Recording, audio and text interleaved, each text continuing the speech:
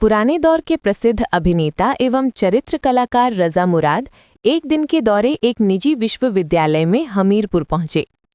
इस दौरान उन्होंने पत्रकारों से बातचीत करते हुए सिनेमा के बदलते स्वरूप और अपने अनुभव साझा किए। रजा मुराद ने कहा कि अभिनय केवल संवाद बोलना नहीं बल्कि एक साधना है। उन्होंने अपने लंबे करियर का उल्लेख करते हुए कहा कि उन्होंने कई तरह के किरदार निभाए हैं और हमेशा अनुशासन को सबसे महत्वपूर्ण माना है। उनके अनुसार समय का पाबंद होना एक कलाकार की पहचान है। सिनेमा में बदलाव पर उन्होंने कहा कि पहले के दौर में विलेन का अलग ही रुतबा और खौफ हुआ करता था। जब खलनायक पर्दे पर आता था तो दर्शक सच में डर जाते थे, लेकिन आज के दौर में हीरो और हीरोइन भी नेगेटिव या ग्रे शेड्स वाले किरदार निभा रहे हैं। अब फिल्मों में किरदारों की परिभाषा बदल गई है और कहानियां स्टीरियोटाइप से हटकर बनाई जा रही हैं। महिला कलाकारों के बारे में बात करते हुए उन्होंने कंगना रनावत की सराहना की। उन्होंने कहा कि कंगना ने बिना किसी गॉडफादर के अपनी मेहनत और प्रतिभा के दम पर फिल्म इंडस्ट्री में एक खास मुकाम हासिल किया है और वे आज की अभिनेत्रियों के लिए प्रेरणा है। उन्होंने कहा कि यदि किसी में प्रतिभा और मेहनत करने का जज्बा है तो वो किसी भी क्षेत्र में सफलता हासिल कर सकता है। पहले जब विलन स्क्रीन पर आता था तो दर्शकों की सांसें रुक जाती थीं, बच्चे अपनी माओं की गोदों में छुप जाते थे, महिलाएं ठिठक जाती थीं। विलन को इस तरीके से पेश किया जाता था। आज क्या है कि पहले विलन ब्लैक हुआ करता था, हीरो व्हाइट होता था। आज विलन ब्लैक के बजाय ग्रे हो गया है। तो जो खौफ पहले बरपा होता था विलन के आने से, अब वो नहीं हो रहा है और कुछ हीरोज भी विलन बन गए हैं, हीरोइंस भी वैम्स का रोल कर रही हैं। तो ये एक तब्दीली आई है।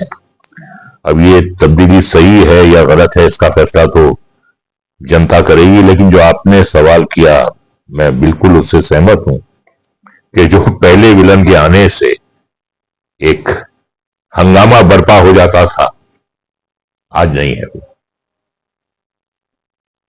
नहीं है विलन की, वो डोमिनेटिंग पर्सनैलिटी नहीं है जो पहले हुआ करती थी। प्राण साहब हुए, अजीत साहब हुए, प्रेम चोपड़ा हुए, शत्रुघ्न सिन्हा, विनोद खन्ना ने भी रोल्स किए हैं पहले विलन्स के, ओम पुरी ने भी किए हैं। तो अब सिचुएशन जो है वो बदल गई है। अब जैसी भी सिचुएशन है, जैसी भी परिस्थिति है, उसका हमें स्वागत भी करना है और सामना भी करना है।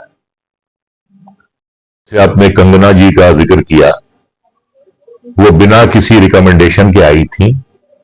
उनमें यकीनन टैलेंट था, हिम्मत थी, तकदीर ने भी उनका साथ दिया, तो बहुत बड़े माकाम पर पहुंची हैं और उन कम हीरोइंस में से हैं वो जो अपने बलबूते पर एक फिल्म को ले जाती थी या ले जाती हैं। तो तीन चीजें हैं कामयाबी हासिल करने के लिए कलाकार के लिए। पहली बात तो यह है कि आप में टैलेंट होना चाहिए। टैलेंट के बिना कुछ नहीं होता, सलाहियत होनी चाहिए। दूसरी बात यह है कि आपको बहुत मेहनत कश होना चाहिए, हार्ड वर्किंग होना चाहिए। बिना मेहनत के, बिना हार्ड वर्क के कुछ नहीं होता। और तीसरी जो सबसे अहम चीज है, इंपॉर्टेंट चीज है, वो आपकी तकदीर है। There is a saying in English that ability without opportunity is a big zero. अगर आप में टैलेंट है और उसको कोई चमकाने वाला नहीं है, कोई जौहरी नहीं है, तो वो टैलेंट किस काम का है। तो ये तीन चीजें होनी चाहिए एक कलाकार बनने के लिए।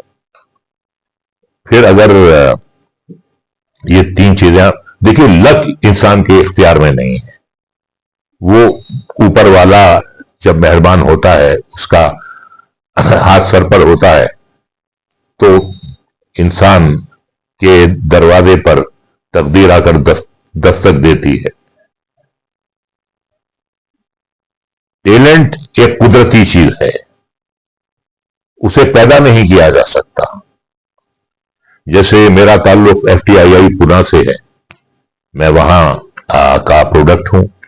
1969 में मैंने ज्वाइन किया, 1971 में पास आउट किया। तो मेरे जो क्लासमेट्स थे, हम सब मिलाकर 12 थे। आज सिर्फ 2 रह गए हैं, रजा मुराद और किरण कुमार। बाकी 10 कहां हैं हमें पता ही नहीं है। वो हैं भी या नहीं है, वो मुंबई में हैं, कहां हैं हमें नहीं मालूम। तो ये रेशो रहा है, मतलब 12 में से सिर्फ 2 कामयाबी हासिल कर पाए। तो कहने का मतलब यह है कि जोहरी भी जो है एक अनतराशे हीरे को तराश कर उसे रोशन कर सकता है, उसे खूबसूरत बना सकता है, लेकिन दुनिया का कोई भी जोहरी जो है वो पत्थर को तराश कर हीरा नहीं बना सकता। बेसिक टैलेंट होना, एक्टिंग टैलेंट होना जरूरी है।